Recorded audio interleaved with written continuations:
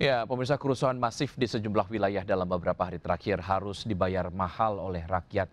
Hitungan Kementerian Pekerjaan Umum kerugian atas kerusakan fasilitas publik mencapai sedikitnya 900 miliar rupiah, terbesar di Jawa Timur dan Makassar.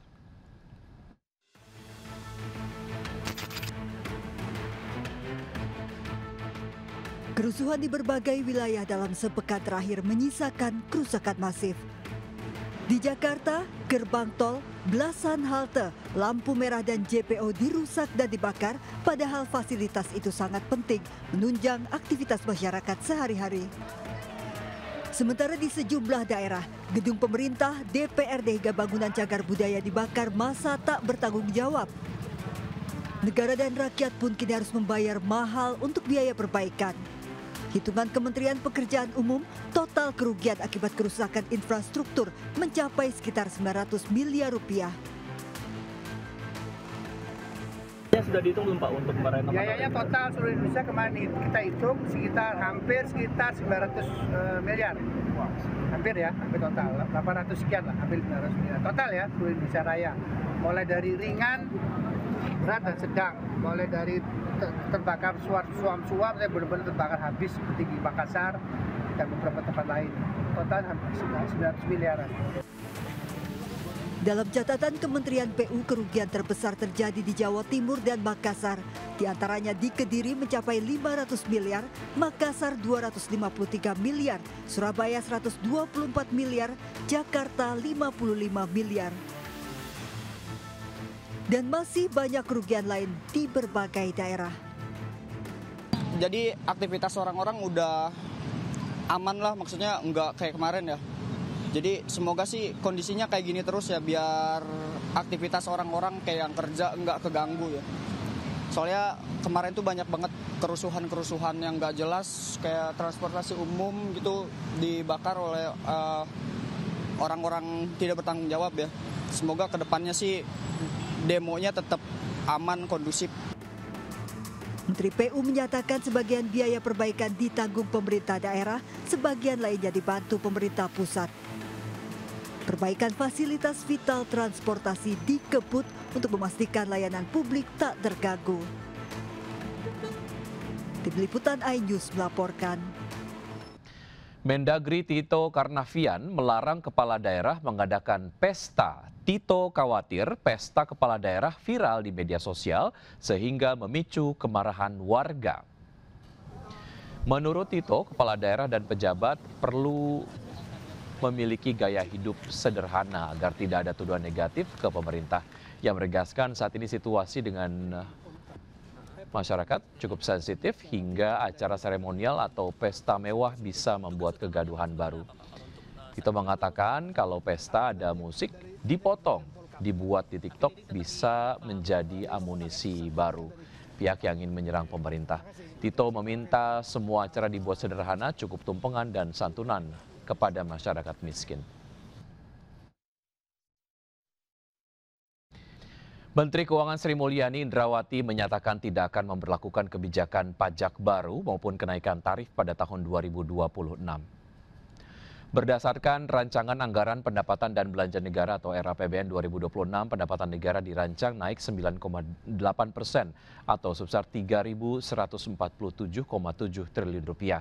Sumber pendapatan paling besar ini berasal dari penerimaan pajak 2.357,7 triliun rupiah atau tumbuh 13,5%. Karena tidak ada kenaikan pajak, Sri Mulyani akan fokus pada mendorong kepatuhan wajib pajak untuk meningkatkan pendapatan negara dari pajak. Saat rapat kerja dengan DPD RI secara virtual, Sri Mulyani memastikan tidak akan melakukan kenaikan pajak pada tahun 2026. Sementara untuk pajak UMKM, Sri Mulyani memastikan yang beromset di bawah 500 juta rupiah tidak akan dikenakan PPh. Namun bagi UMKM di atas 500 juta hingga 4,8 miliar rupiah akan dikenakan pajak 0,5%.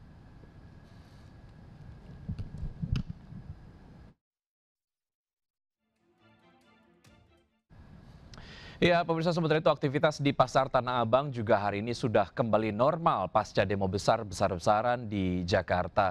Penjual dan pembeli juga sudah berdatangan dan melakukan transaksi. Dan untuk mengetahui kondisi terkini di Pasar Tanah Abang, kita sudah terhubung dengan rekan Naura Syafika di sana. Selamat siang, Naura.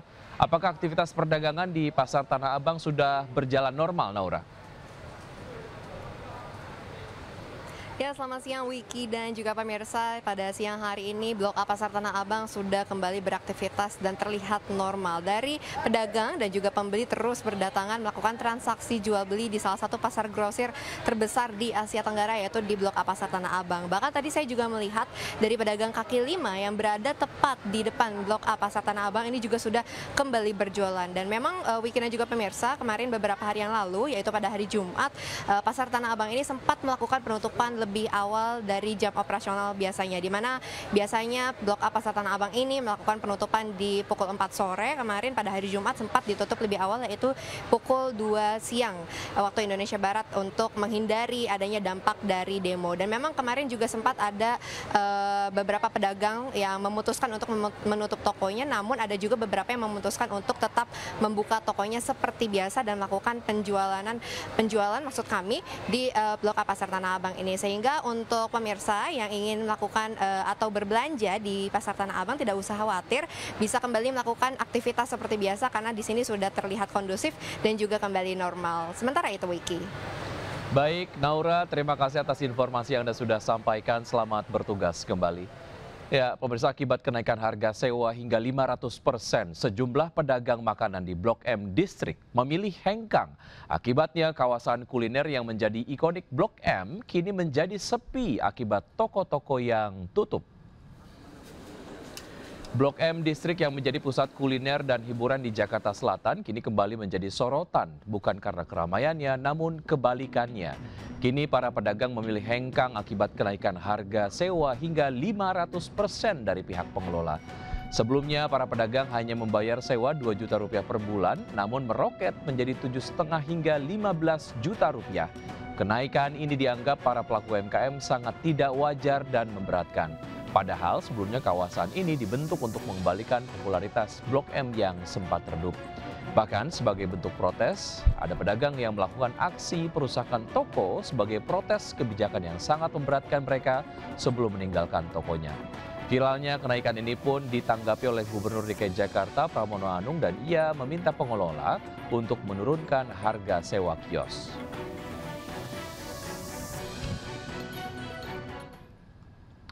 Pemirsa, kerusuhan massa mereda, Presiden Prabowo Subianto memutuskan untuk berangkat ke China tadi malam untuk memenuhi undangan Presiden Xi Jinping. Sejumlah kepala negara disambut hangat oleh Presiden China Xi Jinping. Selain Presiden Prabowo, ada juga total 20 kepala negara yang hadir.